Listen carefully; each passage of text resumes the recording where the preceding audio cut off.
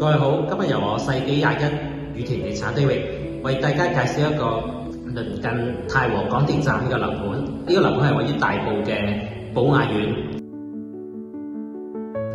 我哋而家睇個單位實用面積係實用381尺，而家係一個放租嘅單位為主嘅。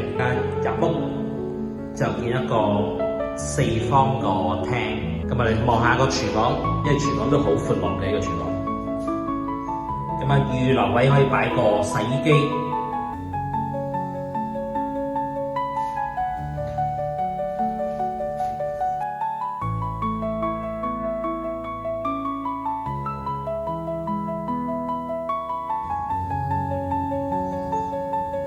咁啊洗手間，咁啊仲有裝置咗個浴室寶。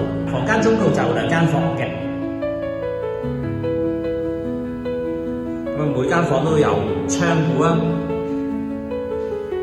咁我哋望埋嗰個房間景觀，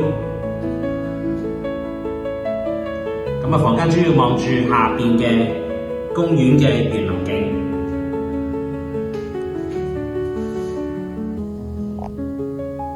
跟住我哋可以望埋隔離嗰間房啦。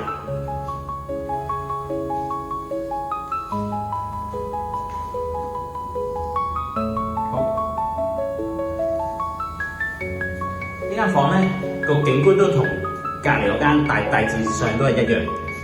望翻下面嘅園林景，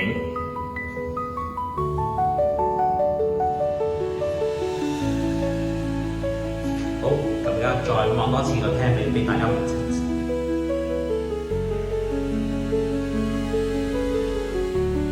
好啊，今日介紹樓盤去到呢度為止。